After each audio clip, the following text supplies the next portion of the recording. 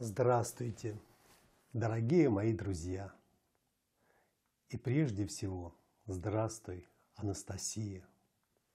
Наступает 2015 год. Год прекрасный, год великих свершений, год преобразования многих стран, а может быть и всего мира. По крайней мере, с этого года начнется на планете Земля новая эпоха. И я поздравляю прежде всего всех читателей своих книг, благодаря усилиям которых в России создано более 210 поселений, состоящих из родовых поместий. Тех поместий, о которых говорила Анастасия, тех прекрасных маленьких оазисов, в которых будет воспитываться и уже воспитывается новое поколение новой прекрасной страны. Люди назвали идею родовых поместий национальной идеей России. Она родилась снизу. И, как говорит Солженицын, нельзя, чтобы национальная идея была инсценирована властью сверху. Она должна быть выстрадана, выненчена народом снизу. Тогда она будет естественной, настоящей и великой. Тогда она будет той национальной идеей, благодаря которому рождаются великие государства, в которых живут счастливые люди. Так и будет. Так оно уже и есть. Мечта прекрасной отшельницы стала личной мечтой сотен тысяч, а может быть и миллионов граждан. Часть из них, не дожидаясь выхода закона, стали строить свои родовые поместья, брать по гектару земли, проводить дороги, линии электропередач, строить дома, разные они, бывают двухэтажными, бывают совсем маленькими, но люди в них более счастливы, чем в каменных коробках в больших мегаполисах.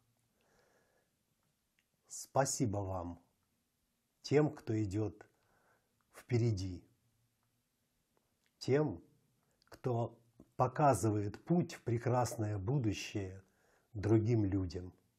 Спасибо вам за понимание. И еще я хочу поздравить с Новым годом президента России Владимира Владимировича Путина. Я хочу пожелать вам, Владимир Владимирович, понять душой и сердцем суть этой великой идеи. Я хочу, чтобы вы поняли, к чему стремится значимая часть населения России. Только представьте себе, какая прекрасная выпала на вам участь. Участь прикоснуться, понять и осуществить великую мечту многих россиян. Желаю вам успехов в этом деле. Также хочу я поздравить президента Белоруссии Александра Григорьевича Лукашенко, президента Казахстана Нурсултана Абишевича Назарбаева и президента Украины Петра Алексеевича Порошенко. Вас хочу поздравить потому, что и в ваших государствах читатели книг «Звенящие кедры России», вдохновленные прекрасной мечтой, объединяются в группы и создают родовые поместья. Вы представьте только, уважаемые президенты, что в этом и есть настоящий патриотизм. Ведь любой патриотизм должен превращаться в какие-то конкретные дела. А что может быть более патриотичным, когда люди берут гектар земли, создают на нем прекрасный оазис, рожают детей, называют это малой родиной, когда даже хоронят своих усопших на своей малой родине. Вот это патриотизм. Вот эти люди никогда не предадут свою родину. И неважно, тепло в том районе или холодно, идут дожди или не очень хорошая почва, как родной ребенок. Этот маленький оазис для них самый близкий, самый родной, самый любимый. А следовательно и вся родина, вся страна самая близкая, самая родная, самая любимая. Я думаю, что настанет время, когда вы соберетесь все вместе и будете решать, как лучше вместе с народом осуществить эту идею. И другого пути не существует. Если бы другой путь существовал, более эффективный, более значимый, он бы был озвучен. Сейчас, кроме этой идеи, ничего нет. Это доказывают многие ученые. Проходит много научно-практических конференций на Алтае, в Москве, в университете имени Ломоносова. Михаил Павлов, доцент университета, написал прекрасную работу, посвященную родовым поместьям. «Прилив поднимает все лодки», сказал на столетие Хамстед-акта американский президент. И он был прав. Так вот, более мощный прилив поднимет все лодки во всех странах СНГ и прежде всего в нашей родной России. Я еще хотел бы поблагодарить женщин. Я знаю, как развивается движение родовых поместий. Много людей строят семьями свое будущее гнездо, свою будущую родину. Но есть женщины, у которых что-то не получилось с семьей. Они одиноки. Я видел этих женщин, которым все же удается обрабатывать гектар земли в одиночку и строить дом, пусть он не такой уж большой, не такой уж обустроенный. Но они его строят. Они строят будущее, надеясь, что придет к ним тот прекрасный суженый, встанет рядом, и будут они строить будущее вместе. Говорю немножко сумбурно, боюсь забыть чего-то, потому что событий было так много в прошедшем году. Ну, например, великолепный фестиваль, который состоялся в городе Белгороде. Вот уж поистине эпизод, в котором было показано, как власть может действовать вместе с народом. Спасибо вам, Евгений Степанович Савченко. Спасибо всей вашей команде. Я с большим удовольствием наблюдал, с каким почтением, уважением к власти относятся люди. И повторю слова женщины, которая сказала на фестивале. Искренне. Мы вами гордимся. Это можно было слышать из уст многих людей. И они стали гордиться даже собой.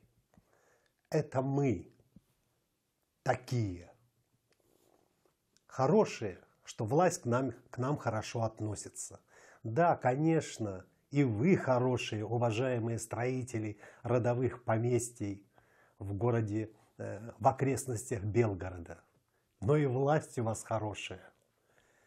Я думаю, что в перспективе такое должно произойти во всех регионах России. И еще, конечно, хотелось бы сказать о тех людях, которые скрупулезно, в свободное от основной работы время работали над проектами законов о родовых поместий, которые пытались изучить историю, экономику, и писали свои труды, отправляли их в администрацию, в администрацию президента, в правительство, в Государственную Думу. Это благодаря в том числе и вам. Две фракции Государственной Думы занялись продвижением проекта о родовых поместьях. Вот в Белгороде такой закон принят и действует. Но он должен быть более масштабный. Он должен быть в масштабе всей страны.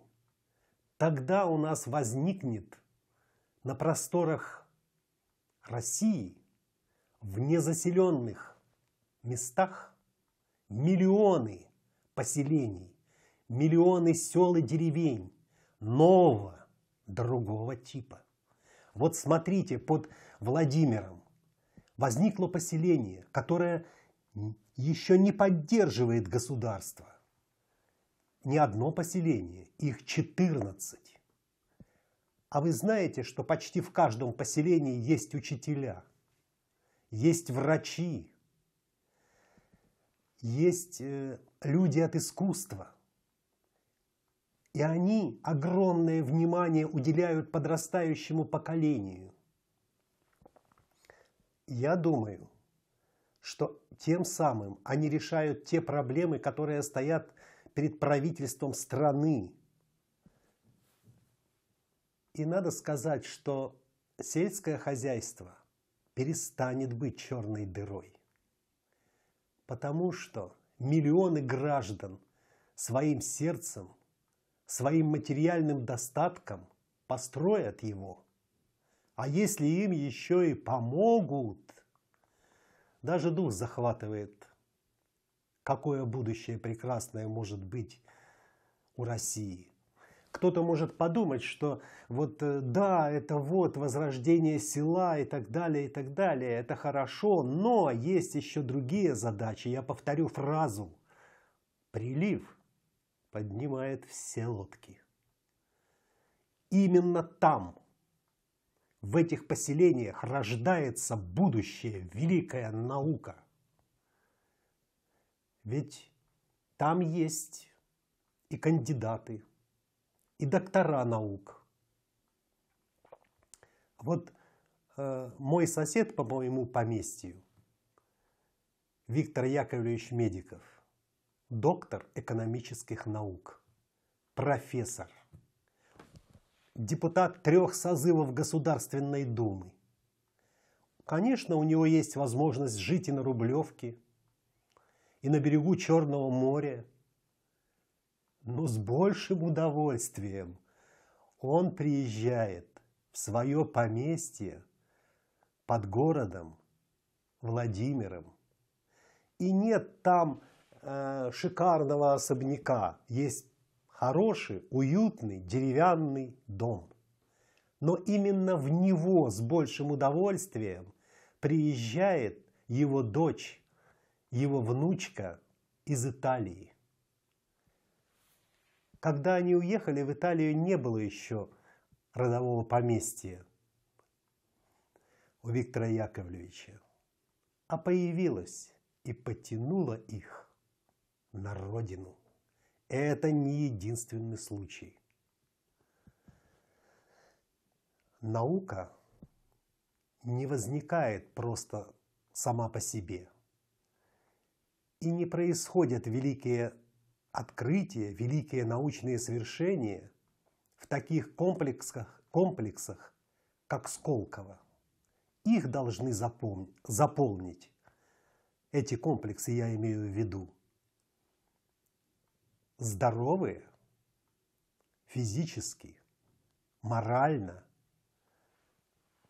молодые люди, которые готовы работать ради своей страны, а не только ради денег, а не только ради того, чтобы попасть на Запад и получать хорошую заработную плату.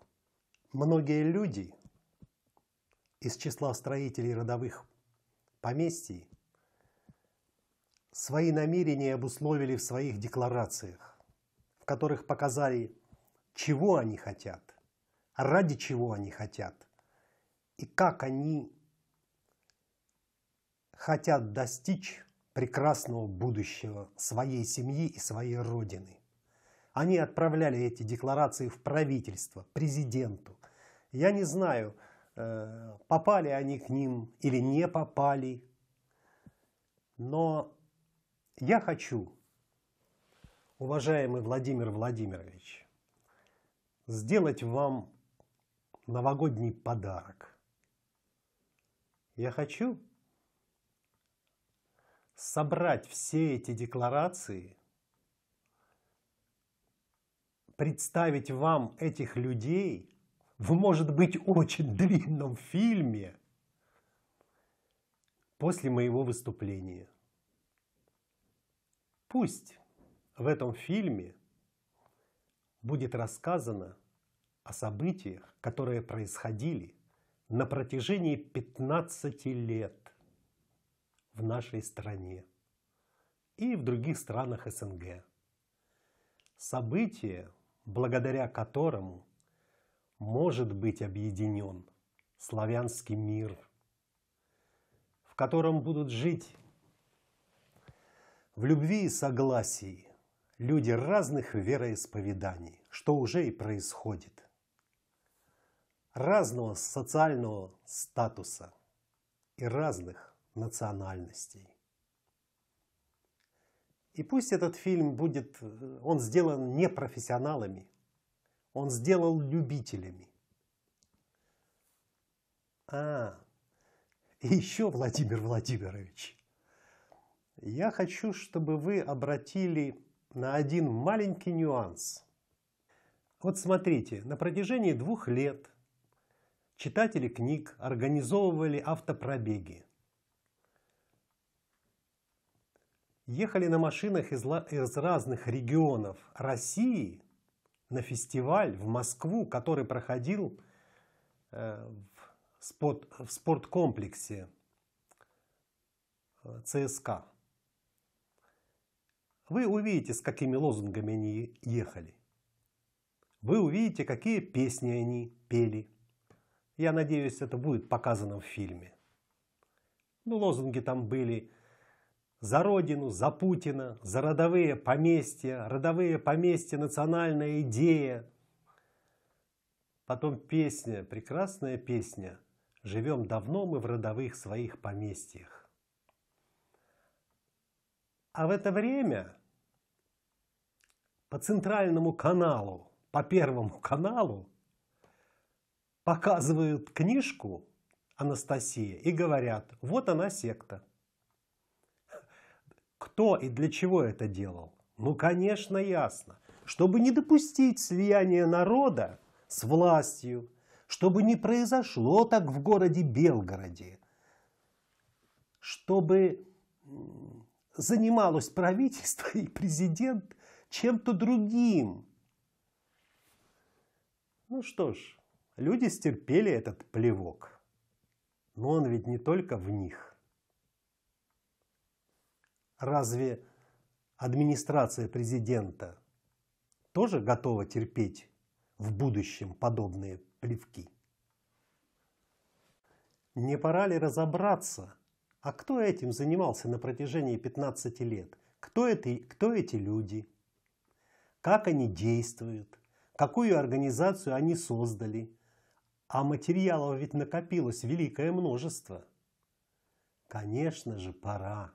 Как может развиваться страна, если в ней существует организация, которая просто-напросто дезинформирует общественность и правительство, и которой в какой-то степени это удается?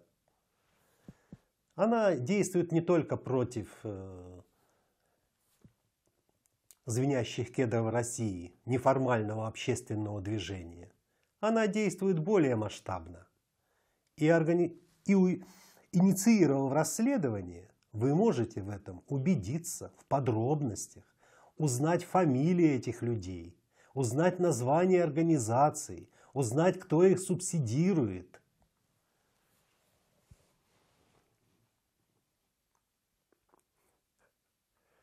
Что-то о плохом вроде сказал. Да нет, это не плохое. Это все очень важное. К тому же важное, что и очиститься нам нужно всем, и понять свои ошибки, чтобы очистить путь для прекрасного будущего.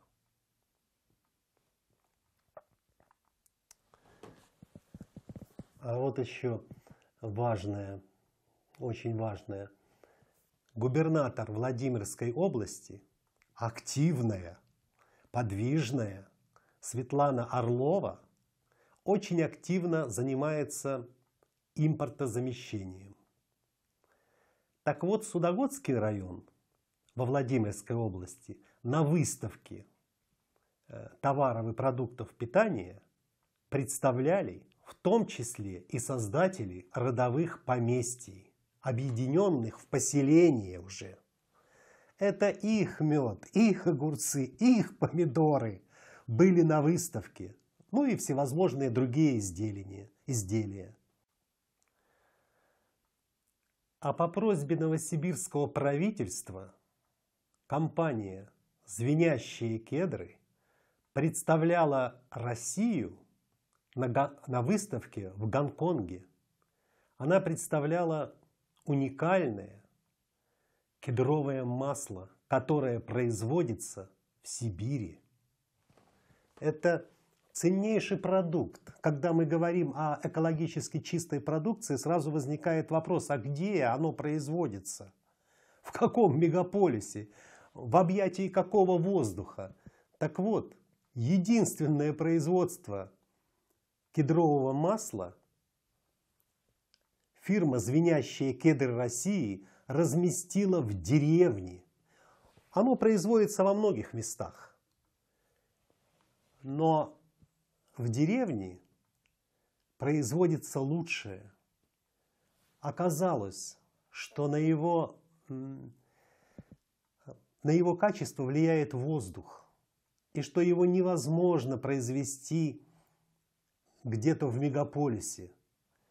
Даже на заводе медпрепаратов. Кстати, оттуда они его и перебазировали в деревню, потому что узнали, что некоторые элементы, а в кедровом масле находится почти вся таблица Менделеева, некоторые элементы выпадают, и нарушается та гармония, которая там есть. Вот я горжусь тем, что такое производство существует, и что оно существует благодаря Анастасии, благодаря той я привез эту древнюю технологию, когда путешествовал по Сибири.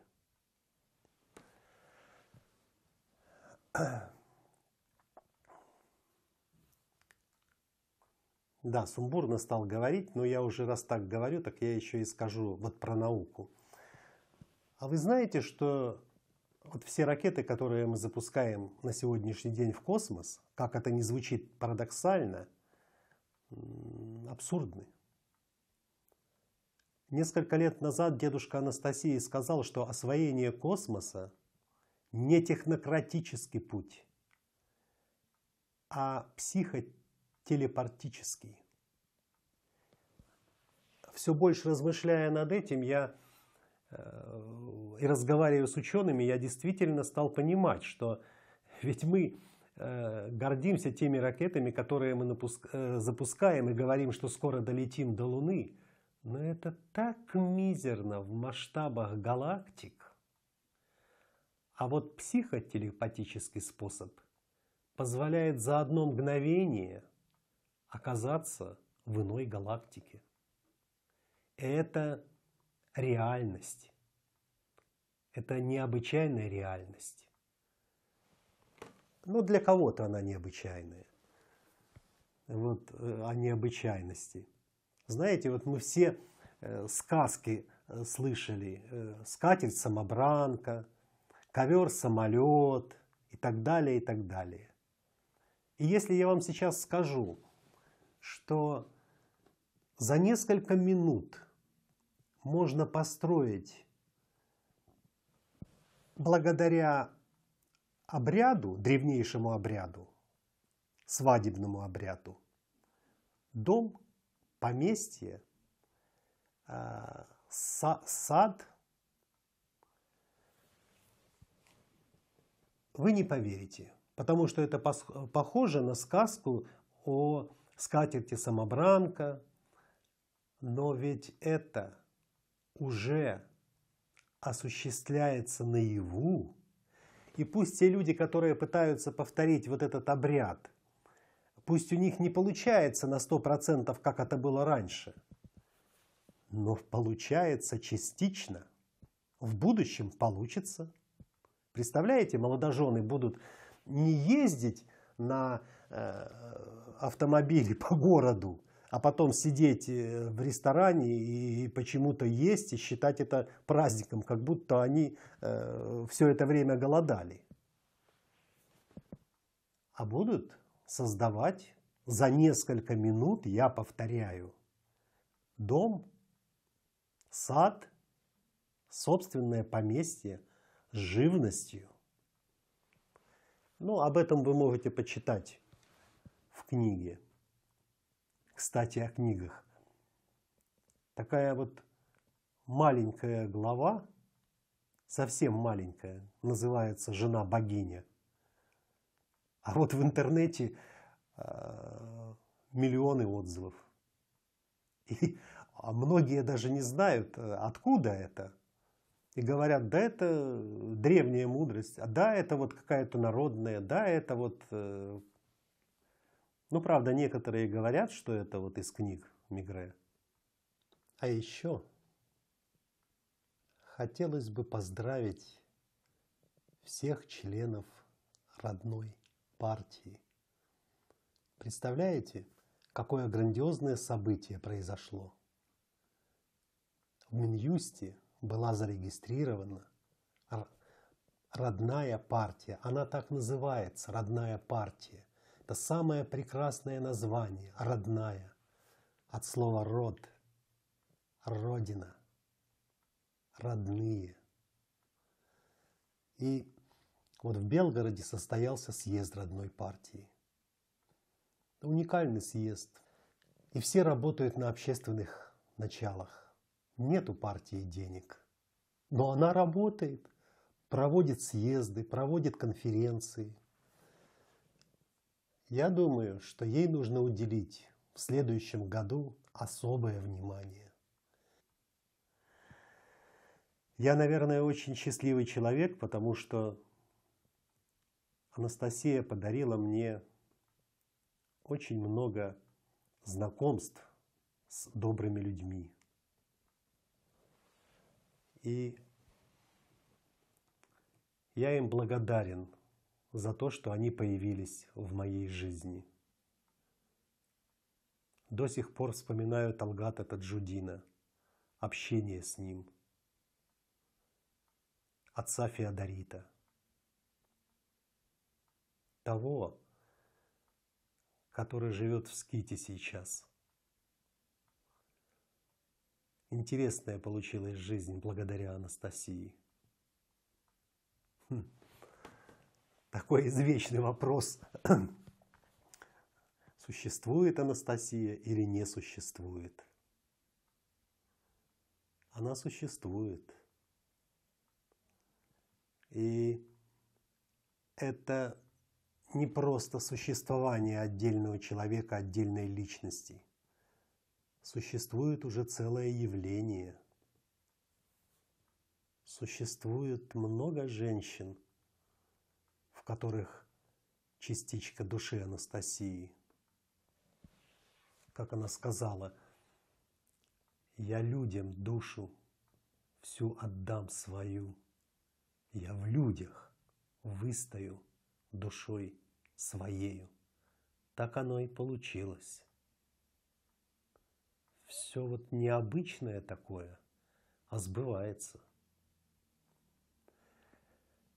Я хочу, чтобы все прекрасное сбывалось для всех моих читателей, нынешних и будущих. И еще я хочу, чтобы в ваших родовых поместьях вырастали здоровые, счастливые дети, чтобы плодили яблоки, груши, вишни, росли цветы, чтобы, выходя утром на крыльцо из своего дома, вы видели благоухающий, цветущий сад, чтобы у вас было всегда хорошее настроение, чтобы была любовь. Спасибо вам за поддержку, за понимание. Пойдемте вместе в наше прекрасное будущее. До встречи в нем, хотя в нем мы и сейчас уже живем. И спасибо такой жизни.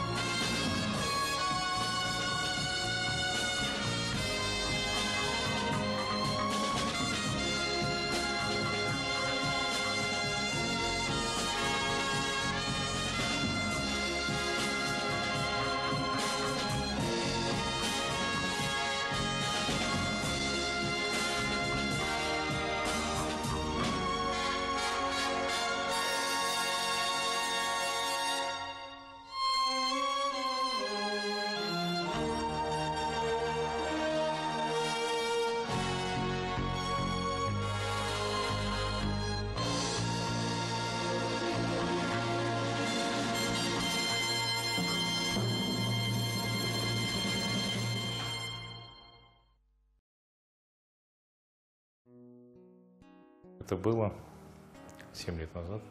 Мы жили в городе, как и обычно. И моей супруге попали книги Владимира Мегрэ «Звенящие кедры России».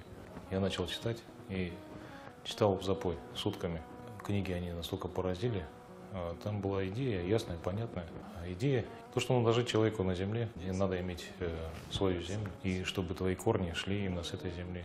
Сама идея понравилась, мы сердцем приняли с супругой. Тут же весной произошло межевание, и мы на чистом поле оказались здесь на земле. И пришлось сделать очень быстрыми темпами засыпуху. Это что? Это каркасная система с опилками. Поставили мы печку большую, туда металлическую. Прошло 2 зимы, когда мы прозимовали вот в этой засыпухе. Только она расстроилась, у нас чуть стало побольше, чтобы было поудобнее. За это время мы строили дом. И мы сейчас до сих пор его достраиваем. И за это время очень много стало происходить. То есть мы информацию получали очень большую, нужную нам. Внутренний мир изменился. Я многих вещей не стал делать то, что делал раньше. Выпивал, курил.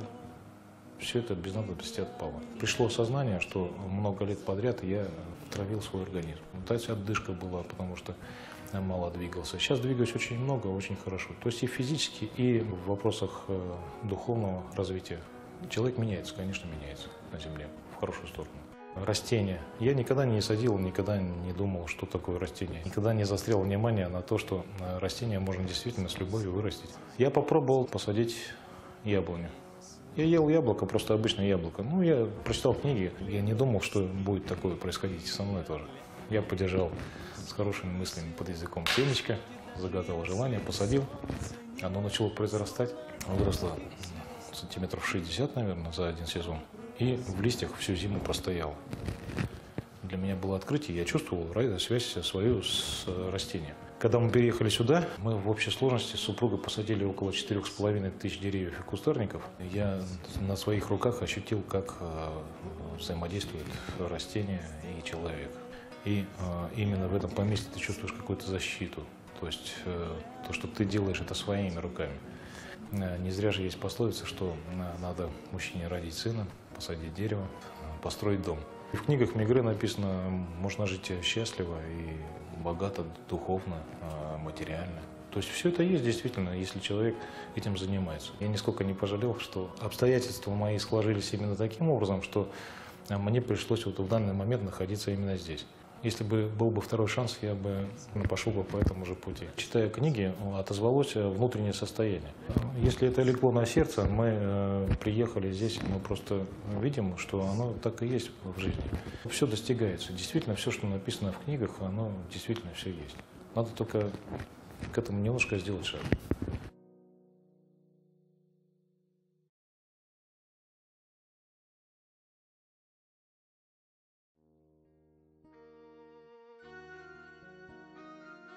Объединила всех одна идея. Идея, сказанная в книгах Владимира Мегрэ «Звенящие кедры». Это идея создания родовых поместьй для своей семьи, своего рода, создания пространства любви. Все объединенные идеи и вот этот единый дух поселения, он витает, он есть, он чувствуется. И это вот единство создает атмосферу в поселении. Вот то, что называется пространство. В книгах очень хорошо раскрыто это, но интересно, что каждый человек, прочитав книгу, воспринимает это по-своему и начинает по-своему это реализовывать, да, воплощать эту идею в жизнь. У всех все по-разному, как художник рисует картины, разные художники. Один и тот же предмет рисует по-разному. Также и люди, каждый понял, почувствовал идею, но рисует ее по-своему. Но в каждое поместье, заходя, чувствуется наполненность светом, теплом, легкостью, искристостью. Каждый начинает своего сердца. Сначала раскрывает в себе эту любовь, да, это пространство. Потом наполняет взаимоотношения в семье. Потом уже это дальше распространяется. Приходя и начиная создавать свое родовое поместье, сначала люди ищут, они возвращаются медленно, постепенно возвращаются к себе настоящим. Очень интересно наблюдать, как люди начинают раскрываться здесь. В своих поместьях люди начинают вот это истинное чувство свободы ощущать. Это как ребенок. Если ему создать все условия для раскрытия, он раскрывается. Также и уже взрослые люди в этой атмосфере, они находятся в свободе, да, они начинают раскрываться. Кто-то какие-то необычные в себе таланты открывает, какое-то рукоделие, склонность к какому-то занятию. Когда прочитали книги, нас, конечно, вдохновило отношение к детям. Анастасия очень большое внимание уделяет. У нас сынишечке было еще меньше годика, 8 месяцев. И я скажу, что после прочтения книг я стала на него смотреть по-другому. Стала чувствовать, видеть личность за этим маленьким крохотным ребенком. Да, это большая личность. И она самодостаточная, она уже пришла с мудростью, с большой. На наших глазах уже подрастают ребятишки, и мы видим, что действительно это личности приходят в эту жизнь. И они настолько мудрые. Например, как учителя характеризуют ребенка в школе, они говорят, он спокойный, уравновешенный, и вот в нем чувствуется внутренний какой-то стержень, сила. Вот он какой-то стабильный, вот такой могучий. Это говорят учителя про 8-летнего ребенка. Вот за счет того, что они спокойны, уравновешенные, в них нет страхов. И вот в такой атмосфере, в таком пространстве дети растут с чувством защищенности, что их этот мир любит, он их оберегает, он их ведет по жизни. И у них очень большое доверие этому миру. У них очень открытые глаза не только, да, глаза души очень открытые, они с широко открытыми глазами смотрят на этот мир. Но на сегодняшний день я чувствую, какую пользу мы несем, вот прям реально чувствую. Своим образом жизни, то, как мы живем, да, как мы взаимодействуем с внешним миром, как мы внутри себя выстраиваем взаимоотношения, мы даем людям пример альтернативно, то есть как можно жить. И этот опыт позитивный, и мы этим опытом делимся. К нам люди приезжают, они заряжаются положительными эмоциями, они уезжают и хотят что-то менять в своей жизни.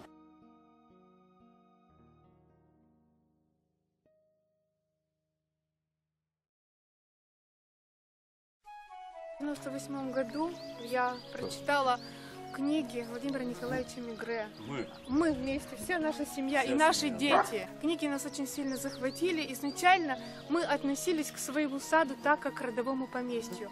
Но мы поняли, что у нас нет единомышленников, и мы стали развивать вот эту идею создания эко-поселений родовых поместий, так, как написано в книгах Владимира Николаевича Мегре. И постепенно к нам примыкают единомышленники.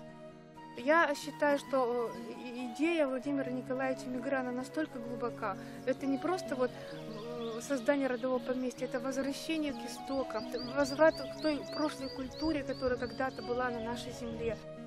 Рождение детей через 3 точки плана бытия. Теперь сохранение энергии любви. Это все нас очень привлекло, потому что мы видим налицо проблемы. Я вот сама как педагог, проблемы в детях. И вижу, что вот только этот единственный путь, который может вот создать действительно новую цивилизацию. Через вот создание родового поместья, через рождение новых детей, возрождение новой культуры. И самое главное, через общение со всем вот этим живым, то, что здесь мы создаем. Потому что мы каждый день осуществляем просто открытие. У нас 9 родовых кедров. Один кедр, ну, просто вот как брат. К нему можно подойти, когда ты не домогаешь. И вот я сама ощущаю, что он меня исцеляет. Мне приятно общаться, и не просто вот общаться, понимаете, вот познавать вот это таинство общения. И от этого общения организм поправляется, какие-то силы появляются новые. И самое главное, вера вот в такое светлое будущее, в прекрасное нашей земле, она просто крепнет вот в душе. Когда человек соприкасается с землей, она просто, понимаете, раскрывается, оживает. Вот кедрики вот эти родовые, они очень большую роль играют. На самом деле, мы это на себе это ощущаем. Поместье – это слово очень значимое. И вообще Владимир Николаевич в книгах большую роль уделяет образам. Образ Анастасии, образ родового поместья. Поместье здесь закладываю род. Если слово «поместье» заменить на слово «усадьба», весь смысл теряется образ. А ведь образ – это очень большая сила, и мне кажется, ни в коем случае нельзя употреблять слово «усадьба». Это на мой взгляд. Поместье здесь закладываю род.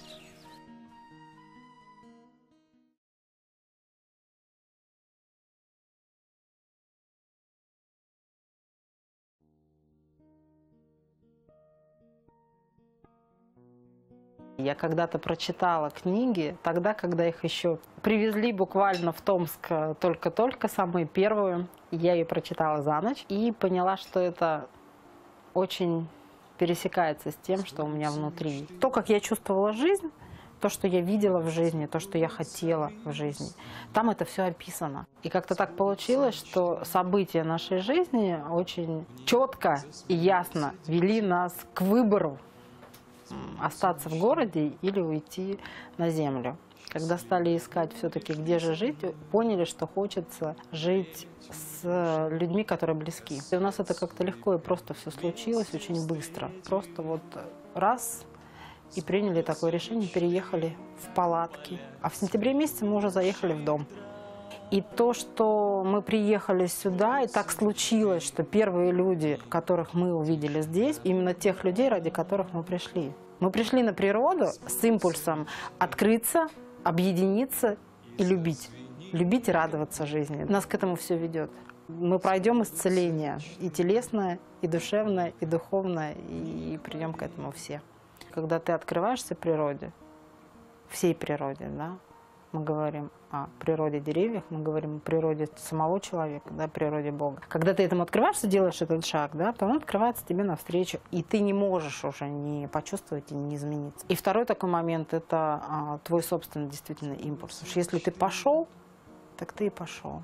Ты идешь к своему естественному состоянию, ты возвращаешься к самому себе. И вот это главное.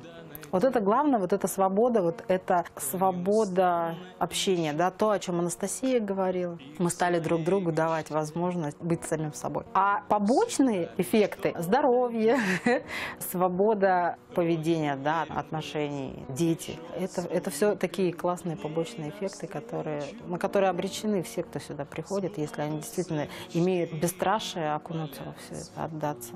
Мы становимся свободны от страхов, что дети заболеют, что за будущее детей, за свое будущее, вот свободны, да, потому что знаем, вот есть земля, вот есть дом, и неважно, как дальше, да, всегда будет работа, всегда будет что кушать, всегда будет что одеть. Проходит страх, ты становишься другим человеком. Мы показываем другим людям о том, что можно жить по-другому. Можно жить не болея, можно жить не боясь. Здесь принцип не идея прийти на землю, здесь принцип повернуться к земле лицом и к самому себе. Пришел зов, идешь. Не пришел, живи там, живи. Для того, чтобы жить и радоваться, нужно жить и радоваться. Когда мы начали понимать, что мы живем в родовом поселении. В этом году наш сын пожил в городе полгода. Через полгода он сказал: я не буду строить квартиру в городе, я буду строить дом. И буду строить его на своей земле в поселении. В каком поселении? Я буду строить его в нашем поселении. И он взял соседнюю землю рядом с нами. Он сказал: у нас же все-таки родовая земля. И я буду строить свой род рядом с вами, в своем роду. Такое счастье вообще глубокое было. И я тогда только поняла, что это то, ради чего мы на самом деле пришли сюда. Когда твой собственный ребенок сказал: я буду жить здесь с вами, я буду продолжать здесь свой род.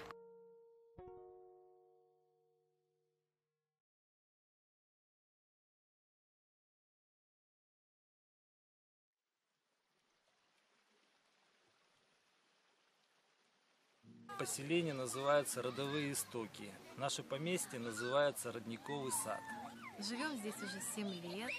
Здесь родился наш малыш Радослав. Ему 3 года, 7 месяцев. Однажды ко мне Андрюша подходит и говорит: Андрюша, вот есть тут книжки такие. Я, говорит, прочитала одну, а ты еще не читал.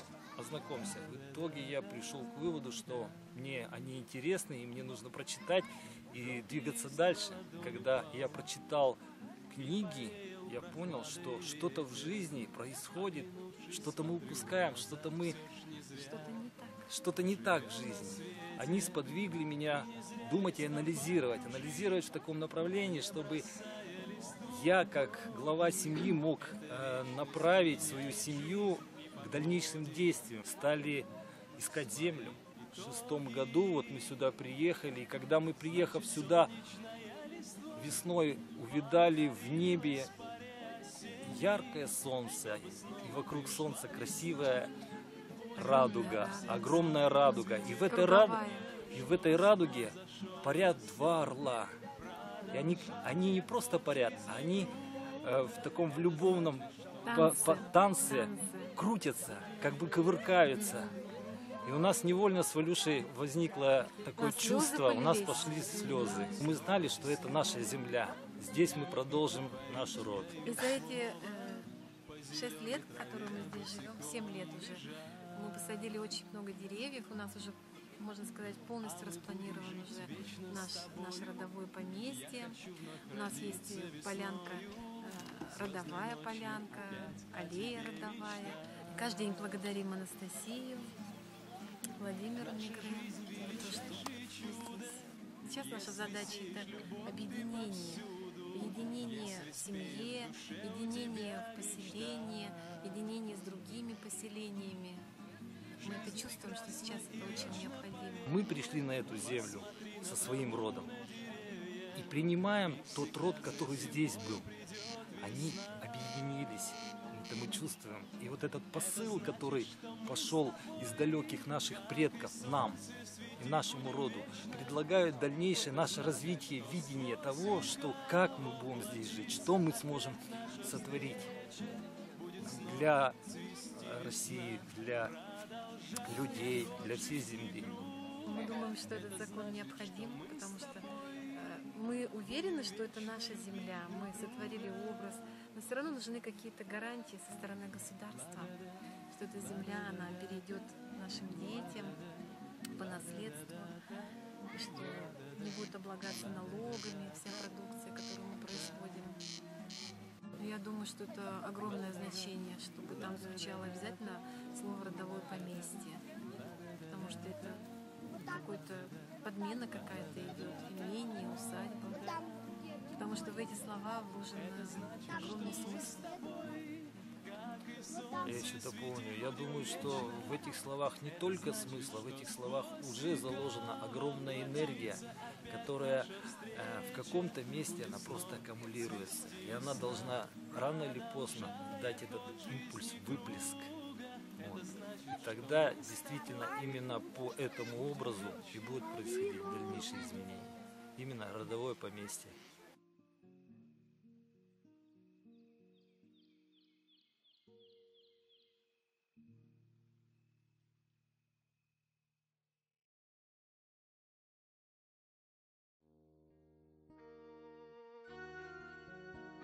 Мы узнали из книг Владимира Мигре о родовых поместьях. Очень нам идея понравилась, поняли, что мы хотим на землю. Когда мы приехали в это поселение, заезжаем сюда, смотрим здесь улицы, таблички, там род, номер участка, название улицы. Вот, и мы походили, посмотрели, поняли, да, что это наше место, наше поместье.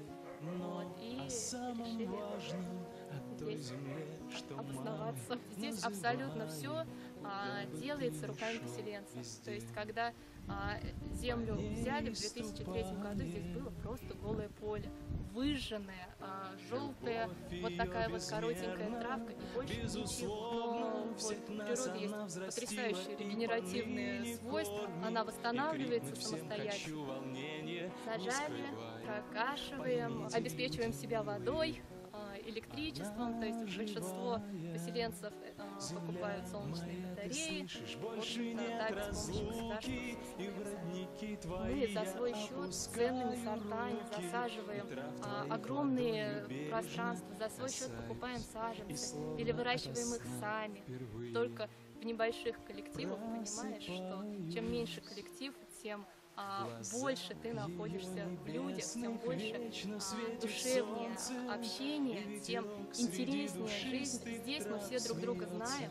Если дети бегают, допустим, забежать, могут уйти, допустим, с самого утра и прийти там часов в 10 вечера, и никто не беспокоится, потому что знает, что ребенка и накормят, в какое бы поместье он ни пришел, и умоют, и накормят, и переоденут, если что, и все будет в порядке. Люди здесь раскрываются, даже те, кто приходит из города уставшие, замкнутые, скромные, побыв здесь, вот в этом живом пространстве, раскрываются, открываются такие таланты, творчество, кто начинает стихи писать, кто песни, кто-то начинает изумительные вещи делать, которые раньше не делал. Творчество бьет фонтаном.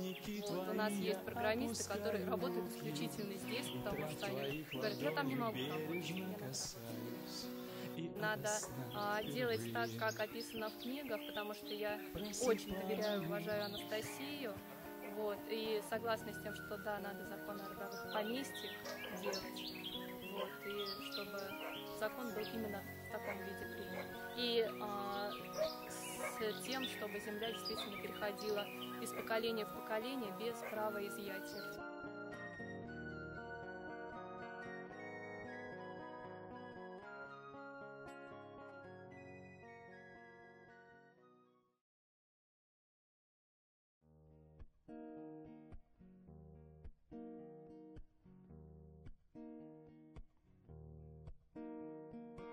Прочитали мы книги, начали думать о создании родовых поместий. Решался вопрос, как, где, каким образом все это сорганизовать. В результате в 2003 году мы вышли вот на этот участок земли, где нам его предложили обустроить. С 2003 года по сегодняшний день мы его и обустраиваем. Прежде чем прийти на этот земельный участок, мы объездили почти все районы Нижегородской области, и только вот в этом месте нам предложили выделить земельный участок. Но для того, чтобы его нам дали, предложили подать документы, чтобы мы показали, что же мы хотим. И вот день перед отъездом со встречи с администрацией, мне ночью пришла картинка, в 5 утра соскочил, взял лист ватмана, начал там чертить участки, как я это вижу. Получилось как будто бы 2 крыла. Думаю, о, как хорошо. И когда мы приехали и начали показывать, то человек, который нам помогал, он удивленно смотрит на него и говорит: вы там что, уже были? Я говорю, да нет, картинка такая пришла. Хорошо в книжках сказано, через которые мы собрались, то бывает подмена образов, когда вроде незначительное слово, незначительная какая-то фраза, которая вроде по смыслу как бы близко к тому, что должно быть, но на самом деле она уводит людей совсем в другое. На сегодняшний день закон о родовых усадьбах, мы считаем, что это неправильный закон. Усадьба, это подразумевает вот дом, стоит где-то, и вот это вот твоя усадьба. А поместье — это то место, где развивается все пространство, где высаживаются деревья, кустарники, есть водоемы, места хватает для живности, для людей. Мы со своей юридической группой отправляли изменения, предложения для того, чтобы и изменить слово «усадьба» на «поместье», свои предложения о дальнейшем развитии вот этого закона. И хотим, чтобы оно действительно вошло в силу. Это именно идея создать так, чтобы вся семья собралась в одном месте, чтобы все поколения были и росли в одном пространстве. Это первое. Второе. В данном случае в этом поселении мы можем сами себя полностью обеспечить. Пример обыкновенный, который мы вот многим людям приводили, это пример того, что если у тебя на участке посажено 10 яблонь, а тебе на семью надо в год, ну максимум 2-3 яблони, то, естественно, остаток яблонь может хватить излишек и на животных, и на то, чтобы мы могли реализовать излишествующую продукцию, получить за это определенные денежные средства, за счет которых дальше развиваться. Трудно всегда первым, потому что земля не обустроена. Мы все прошли стадии, делали все согласно закону. Приходилось администрациям, чиновникам нашим сегодняшним показывать, что есть в законе это. Надо только его воплотить. Но есть и другой же путь этого закона, а мы хотим, допустим, по этому пути пойти. И вот эти вот доказательства, схемы, расчеты, все приносилось. Когда люди начинали вникать, они тоже хотели здесь жить. Они не представляли, что можно жить по-другому. И когда прочитали, то они стали помогать. Единственная национальная идея, которая сейчас в книгах озвучена, я считаю, она самая перспективная и идея, которая действительно стоит внимания и того, чтобы она была. Это идея возрождения родовых поместий, чтобы каждый желающий получил земельный участок площадью не менее 1 гектара, обустроил его для себя, своих детей, внуков, правнуков и так далее, чтобы на этом земельном участке мы могли полностью себя содержать, обеспечивать всем необходимым и жить счастливо. Через родовые поместья возродится тогда и Россия, возродится вся культура наша, станет государство самым сильным государством.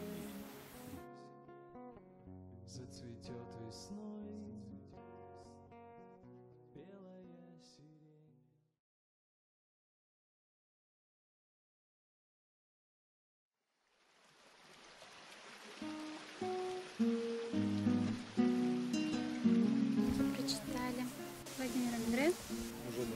Уже давно, больше 10 лет. Прочитали по много раз.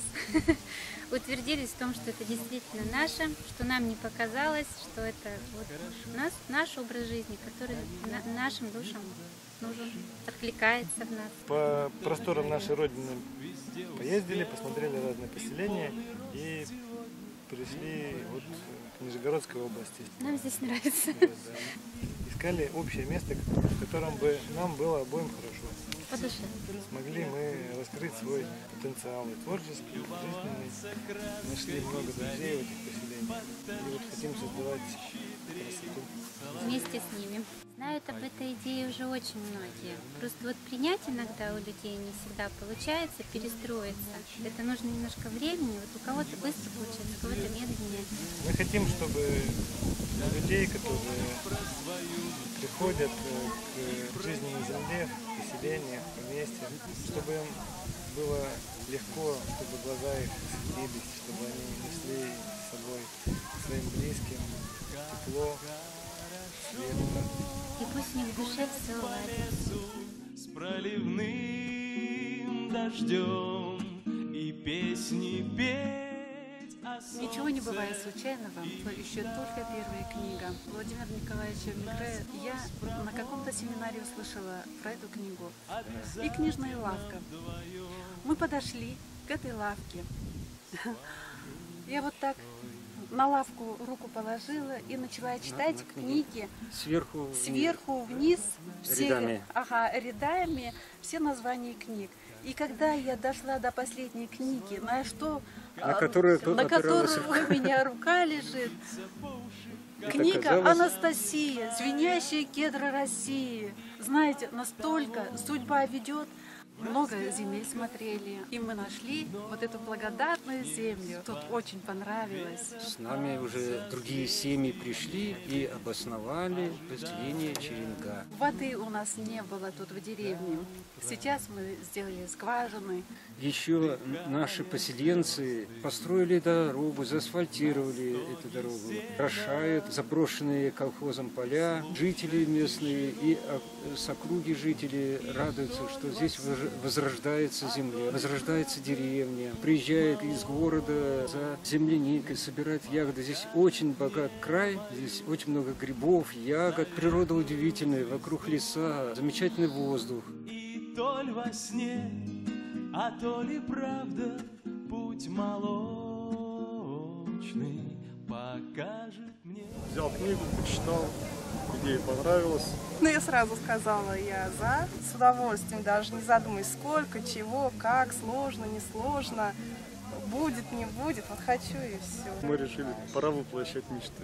Мы год назад получили поместье в Дуброво, Нижегородской области. Землю мы приняли к сердцу. У нас есть 2 детей, вот, хотим создать родовое поместье, выкопать прудик, завести лошадей. Как раз здесь есть и место уже для того, чтобы создать вообще родовое гнездо. Здесь мне понравился коллектив. Вот эти вот праздники, вот это вот такая своя какая-то атмосфера. Все друзья, все знакомые, родные, как будто бы единомышленники. Общая идея. Объединяет. Очень хочется, чтобы по всей России эта идея распространилась, действительно.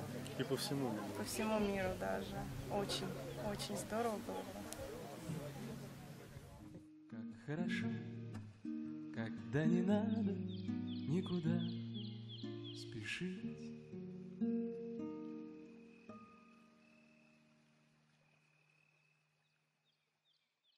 А теперь я предлагаю отправиться в эко-поселение Славное. Живут там славные люди, которые строят своими руками солнечные дома и выращивают на правильных грядках правильные фрукты и ягоды.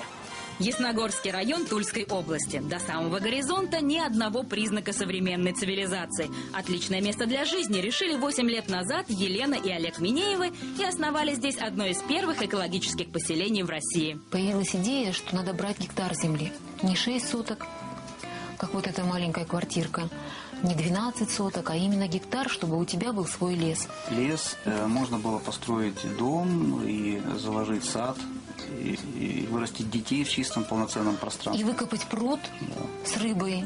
И это вот это такая самодостаточная экосистема.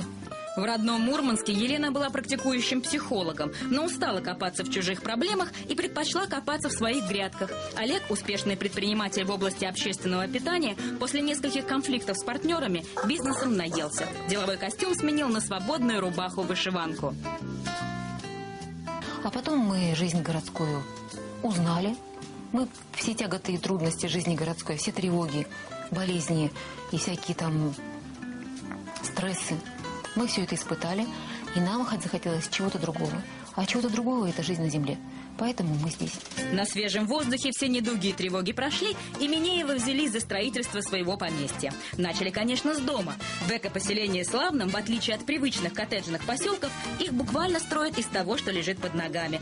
Дом Олега и Елены из самана. Это строительный материал из глины, песка и соломы. В Славном саман полюбили за то, что он абсолютно натуральный и достаточно прочный, а строить из него так же интересно, как в детстве лепить из пластилина. То есть этот дом лепился как пластилин, вот стены вот так вот собирались. Причем наши друзья помогали, 55 человек. За 1,5 месяца этот дом был построен.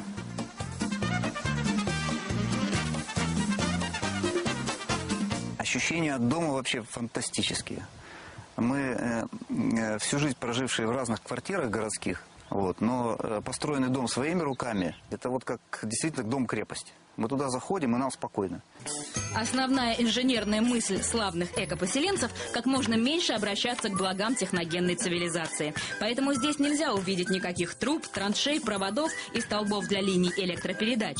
Главное правило – полная автономность. Электричество обеспечивают солнечные батареи и ветрогенераторы, тепло – дровяные печи. А соседи Олега и Лены пошли еще дальше и построили целый солнечный дом.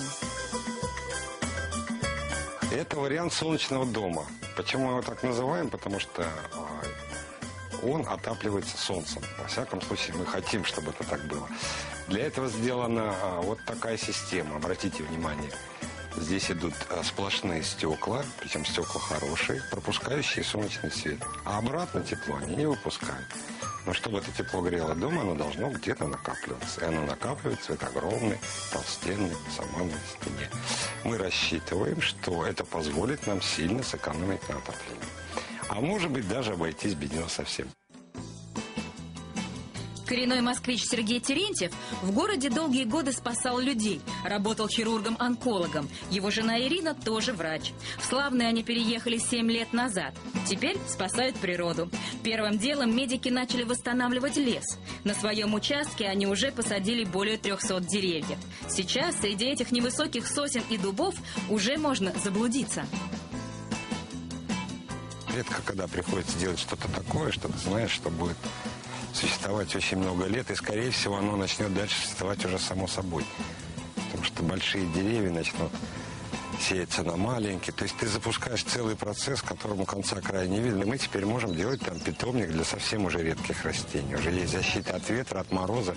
Мы можем действительно там сажать те же секвойи, не знаю, какие-то булки, не знаю, ну, все то, что у нас здесь большая редкость. Ну вот посмотрите, кедр растет у нас совершенно прекрасно, чудесно себя чувствует, дал огромные побеги. Вот. Кедры, секвойи и буки – не единственная редкость в поселении. В теплице-куполе у Минеевых настоящий оазис. Без особых усилий здесь ежегодно вызревают тропические фрукты и ягоды – дыни, хурма, виноград, персики и арбузы. Все дело в правильной грядке. Внутри бревна, потом сено, потом там, значит, немножко навоза, потом зола, потом песок, сверху плодородная земля и вот такой пирог. Там внутри горячо, корням хорошо, и растения растут быстро и сильно. Главная идея в том, чтобы создать влажность, тепло и комфортные условия для растений. И если этот купол сделать даже чуть больше, можно прямо в нем выращивать деревья, кустарники вместе с растениями, цветами и овощными, ну, вот такими вот растениями, как помидор и огурец. Я про магазинные помидоры вообще не говорю ни слова. Это забытый вариант для нас. Мы выращиваем и едим только свои овощи и фрукты. На десерт у поселенцев домашний мед. Особенно сладкий и вкусный, уверяют они. Ведь пчеловодство тут тоже особое, естественное. В пчелиные дела человек не вмешивается. Пчелы сами, в общем-то, выстроили так, как им нравится, без восковых, без вощин, без ничего, вот такую вот штуку.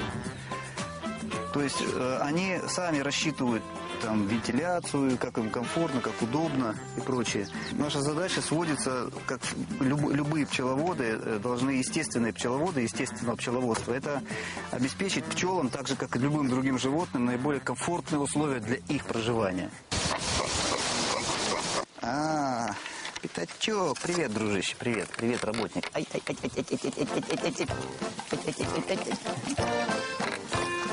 Пятачок уже несколько месяцев полноправный труженик поместья, заменяет своим хозяевам культиватор. Сельскохозяйственной техникой здесь никто не пользуется. Да и зачем? Ведь этот маленький поросенок оказался гораздо эффективнее огромной машины. И вот вы можете посмотреть результат.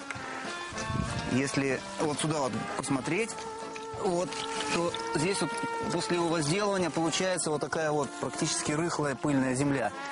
Он выгрызает корни, съедает всех личинок, он перерывает землю на глубину, наверное, сантиметров 20. Культиватором вряд ли так сделаешь, потому что культиватор мельчит и корни мельчит, а потом начинают расти сорняки.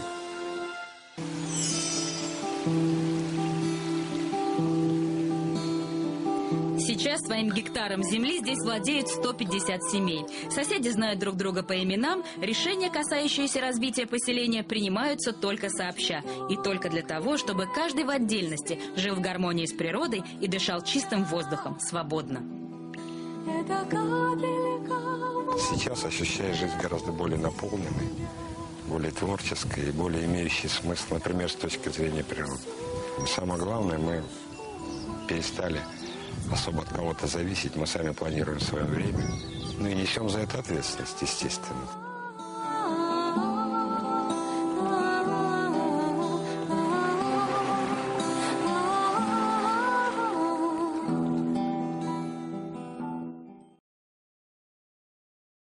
Двенадцатидневный пробег в поддержку сельского образа жизни стартовал в городе Новосибирске. Маршрут участников движения пролегает через ряд крупных городов, такие как Тюмень, Казань, Уфа, Челябинск. И все это лишь для того, чтобы в конечном счете их услышала столица России, Москва. Ведь главная цель этого автопробега – принять закон о родовых поместьях. Едем к Путину командой нашей дружной, чтоб передать привет от честных всех людей, который год в ответе, он за всю отчизну. За красоту лесов, лугов, озер, морей. И есть мечта у нас, заветная, большая, чтоб превратить планету всю в цветущий сад. Мы президенту в этом деле помогаем, плечо подставим, как в народе говорят. Живем давно мы в родовых своих поместьях, живую родину мы строим на века, и государство укрепим делами вместе. Цветущей будет и счастливой вся земля. И есть мечта у нас, заветная, большая, чтоб поселилось счастье в любящей семье. Мы президенту в этом деле помогаем, везем проект закона о родной земле.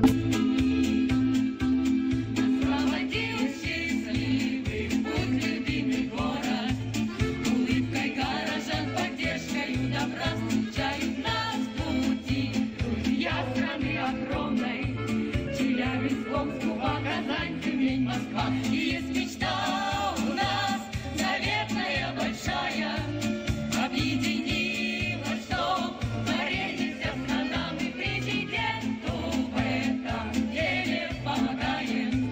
Мы зажигаем светом пыльные сердца. И есть мечта у нас, заветная, большая, объединила, что творение странам и президенту в этом деле помогаем. Мы зажигаем светом пылкие сердца. Специальный репортаж на радио Мира Белогорья. Законопроект о возрождении в России родовых поместий продвигается в Госдуме как национальная идея. Создать свое родовое гнездо в наше время вполне реально. В Белгородской области закон был принят 4 года назад, первым в России. Инициатива нацелена на возрождение традиционных русских поместий. И поэтому не случайно именно на Белгородчине прошел 4-й ежегодный международный фестиваль родовых поселений «Звенящие кедры». Участники масштабного события, объединенные одной идеей создания поместий, приехали в Белгород не только из России, но и из Беларуси, Украины, Абхазии, Германии, Казахстана, Литвы и Кореи. Мы решили узнать, чем же привлекает людей жизнь на земле. С вами Татьяна Лот и очередной выпуск специального репортажа. Здравствуйте!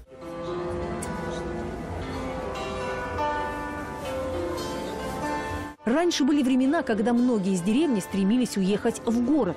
Теперь возрастает число тех, кто считает, что жизнь в городе становится некомфортной и даже вредит здоровью, и поэтому они уезжают из современных мегаполисов и становятся сельскими жителями, чтобы быть поближе к земле. Сейчас в родовом поселении Нижегородской области Калиновец обустраиваются около 100 поместий.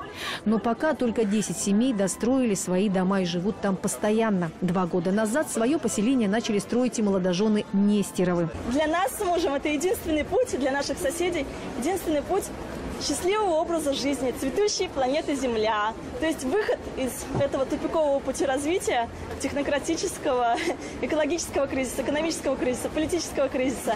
И что хочется очень, чтобы планета Земля вся расцветала, цвела, и все люди были счастливы, семьи жили полные своих родовых поместьев. Молодые супруги, в прошлом городские жители, так же, как и их соседи-единомышленники, не жалеют, что решили жить по законам старинного русского уклада. 2 года назад уже почти у нас было венчание. Мы пригласили всех наших друзей, соседей, родственников.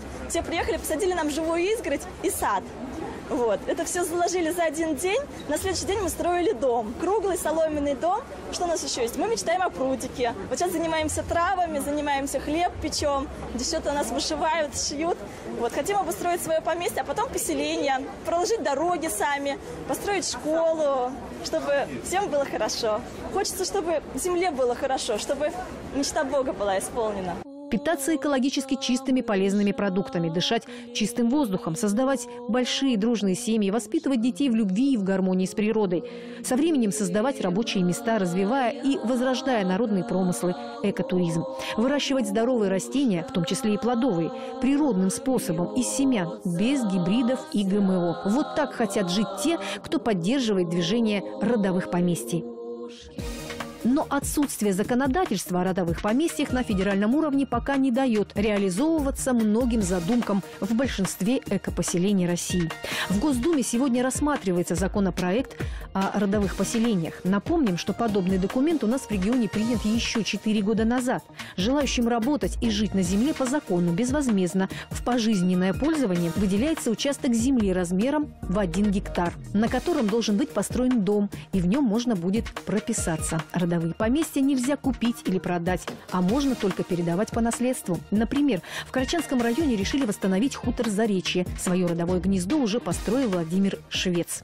На сегодняшний день у нас проблем просто не существует. Все вопросы решаются в рабочем порядке. То есть подводка электричества, значит, решение вопросов по дороге. То есть любые вопросы организационные, там, получение земли. Но все решается очень быстро. То есть, как говорится, все в одном окне. На сегодняшний день там уже живет 9 семей.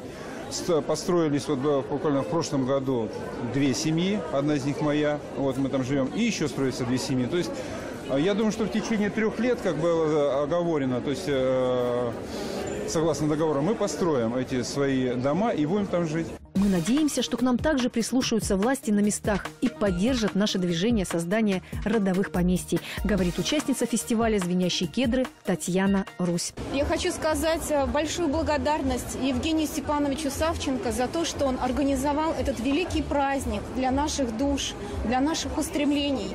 Мы побывали в поселении Серебряный Бор и были удивлены, что там оказана такая поддержка. Сделаны дороги, электричество, газ проведен, вода. Но нам только мечтать. Мы сами вот из Нижегородской области, поселение Калиновец. И Нам бы очень хотелось такую поддержку иметь, потому что своими усилиями не всегда получается сделать быстро то, что хочется.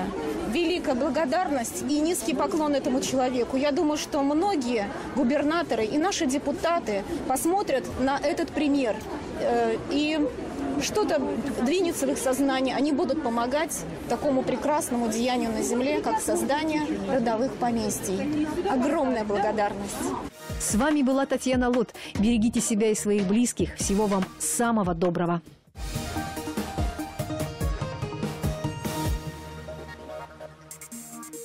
Вы прислушались раньше других к своей душе, которая подсказала вам, что нужно жить в согласии и в гармонии с природой.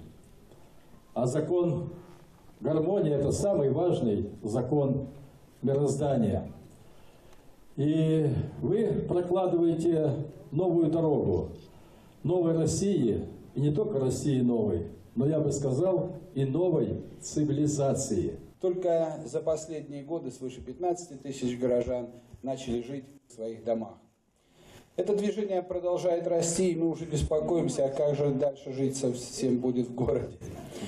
Вместе с тем мы и в городе пытаемся создать те необходимые условия, которые бы приближали человека к природе, создавали гармонию. В городе Белгород состоялось грандиозное событие – 4-й международный фестиваль «Звенящие кедры». Накануне фестиваля произошло не менее важное событие – съезд активистов родной партии, который объединяет тех, кто разделяет идеологию жизни на своей земле. На встрече было решено много важных вопросов. Лидером партии был выбран Владимир Николаевич Мигре, известный российский писатель, автор серии книг «Звенящие кедры России». Ведь именно его книги послужили началом новой идеологии, началом нового образа жизни. Люди осознали, что можно жить по-другому, жить в единении с природой, создавать пространство любви в своем родовом поместье, дать светлое будущее своим детям. Книги получили отклик в сердцах тысяч людей, и на сегодняшний день идея, описанная в книгах, стала национальной идеей России. По всей стране создано уже более 210 поселений, состоящих из родовых поместий.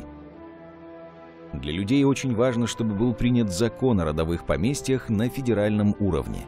Чтобы на федеральном уровне был принят закон о выделении всем желающим жить на земле земельного участка размером 1 гектар или кто сколько пожелает в пожизненное наследуемое владение без права продажи и перепродажи. Белгородская область стала первой, где был принят этот закон. Уже в 11 районах области оформлено почти 200 гектаров земли для родовых поместий. И именно поэтому для проведения 4-го международного фестиваля «Звенящие кедры» был выбран город Белгород. Жители Белгорода славятся своей теплотой и гостеприимством. Они радушно встретили гостей из разных уголков России, ближнего и дальнего зарубежья.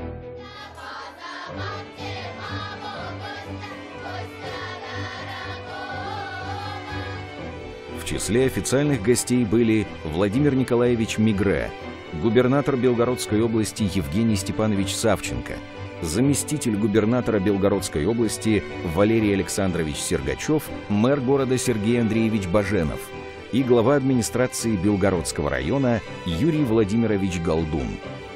И именно правительство Белгорода стало организатором 4-го международного фестиваля «Звенящие кедры». Торжественное мероприятие открыл губернатор области Евгений Савченко.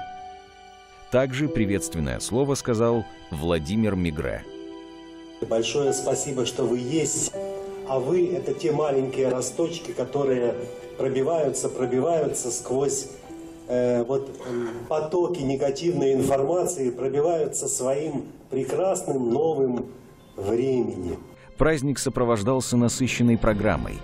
Был проведен музыкальный конкурс.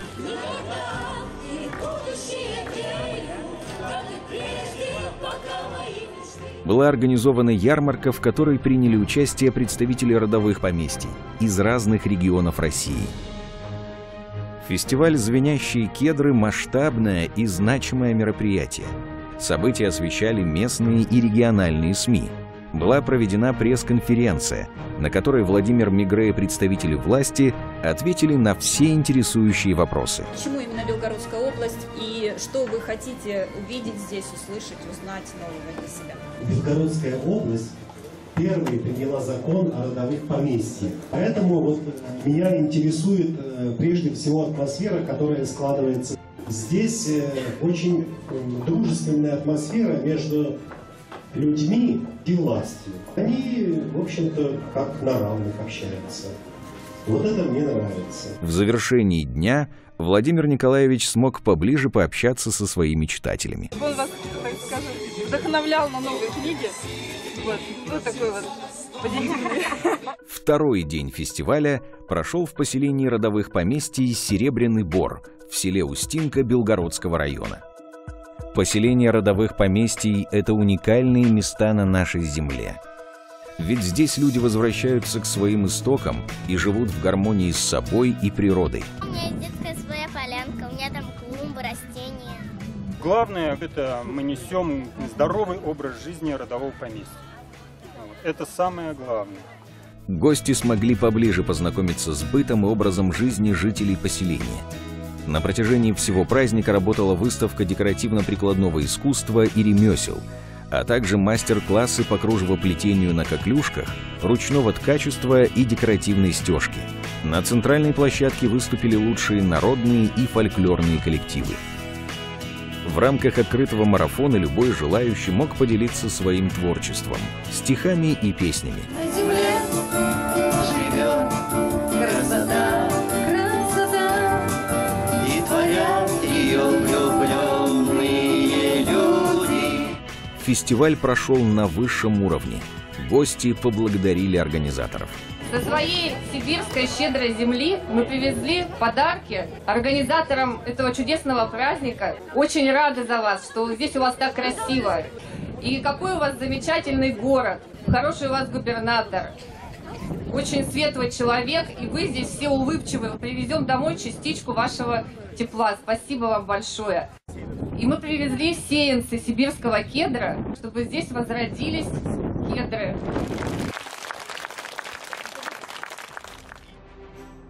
Очень важно, что представители власти Белгорода понимают всю ценность и необходимость поселений родовых поместий.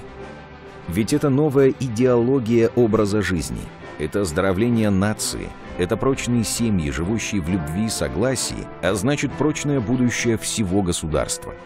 Мы сегодня видим это великое начало строительства нового пространства, новой цивилизации, где нет богатых, нет бедных, где любви больше. Человек, который изменил сознание и меняет, продолжает его менять. И мы прошли, мы же убедились, насколько здесь много светящихся людей. Владимир Николаевич, нижайший вам поклон. Вы заслужили того, чтобы о вас помнили на века. Международный фестиваль «Звенящие кедры» — это всегда праздник. Ведь он собирает тысячи людей, сплоченных одной идеей. Любящих свою землю, почитающих свои корни и семейные традиции. Фестиваль принес массу положительных эмоций, возможность пообщаться с единомышленниками, поделиться своим творчеством, рассказать о себе и узнать о жизни других поселений родовых поместий. До встречи на следующем фестивале, друзья! Владимир, я поздравляю тебя, знаешь, с чем? С тем, что у тебя так много единомышленников. Кстати, я тоже твой единомышленник. Ты сделал великое дело. Ты приохотил людей к своему роду, к желанию познать свой род. И ты увел множество людей от суеты городской. Ты показал им, что существует другая жизнь, и они навсегда стали твоими единомышленниками. Володя, низкий поклон тебе за это благородное дело. И, по-моему, хорошее название фестиваля «Звенящие кедры». Знаешь, мое любимое дерево всегда было кедр. Когда я слышу слово кедр, у меня улучшается настроение. Так что за то, что ты возвращаешь, за то, что ты возвращаешь людей, вот сейчас скажу правильно, к природосообразности понимания жизни, за это тебе и Анастасии низкий поклон. Я считаю, что сейчас люди, они все больше и больше задумываются над тем, как им дальше жить, что какие ценности, что для детей их будущих будет главным, и в каком окружении наши дети будут расти, каким воздухом дышать, какую воду пить, какие главные ценности станут для них именно показателями. Поэтому самое главное, наверное, я сама как мать двоих детей, я переживаю о будущем. То есть что мы оставим своим потомкам. Это больше как родовые поместья, которые родители создают для своих потомков, для своих детей. То есть то, что они вечное смогут передать своим детям по наследству. Дом, да, сегодня он хороший, завтра он выйдет из моды, если за ним не ухаживать, через 10 лет его просто не будет. А если он посадит деревья, сады и лес, то это вечно, это то, что можно передавать из поколения в поколение. Это то, где дети их будут брать и черпать силу. Силу земли, силу именно той любви, которая была вложена их родителями в этот участок. Все то, что делает церковь, направлено на формирование ценностной системы. Ведь церковь не может заменить собой полицию. Церковь же не может включиться в техническую борьбу с коррупцией.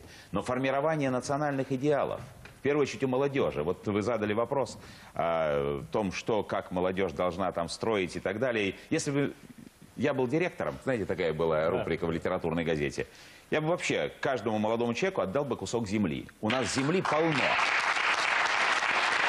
Причем отдал бы бесплатно, но при условии, чтобы он на этой земле что-то сделал. Не сделал, отобрали. Вот вам первичный капитал. У нас есть первичный капитал в стране. Про родовые поместья загадочный довольно вопрос здесь, один из самых популярных. В той или иной форме задают 5000 пользователей интернета. Это, может, какие-то хитрые способы у них есть для этого. Но, тем не менее, очень много собрал голосов этот вопрос. Выбрали мы в редакции Александра из Ростова. Проблема жилья будет нарастать, как мы говорим. Альтернатива есть. Одноэтажная Россия и закон, позволяющий выделить каждой семье по гектару земли для жизни и строительства. Знакомы ли вы с такими проектами? Как вы к этому относитесь? Я знаю, что знакомы. Ну, знакомы, конечно. В целом, идея родовых поместьй, вот в таком виде, в котором она здесь сформулирована, она вполне позитивна. Очевидно, что в масштабах такой страны, как наша, с таким огромным запасом территорий, нет смысла всем концентрироваться только на небольших участках земли, пусть даже мегаполисах. Гораздо полезнее и для здоровья, и полезнее для государства, для страны рассредотачиваться по всей территории нашего очень большого государства. Это полезно и для страны, да и жить в сельских условиях, в условиях загородного пребывания гораздо приятнее, чем жить в мегаполисе. И психология меняется. И меняется психология, человек по-другому себя ощущает. Дело в том, что совершенно очевидно, какая бы комфортабельная, даже какая бы большая квартира ни была, все равно пространство для жизни за городом, оно гораздо больше, чем в городе. Будем работать.